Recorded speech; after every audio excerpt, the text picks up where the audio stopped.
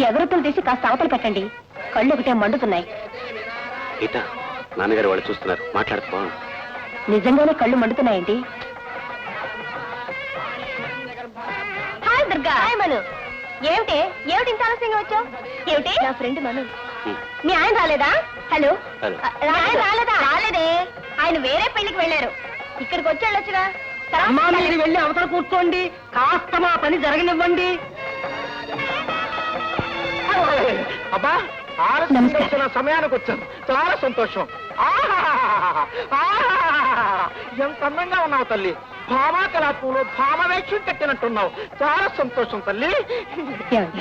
వీరు మా dance master. నేనే. నమస్కారం అండి.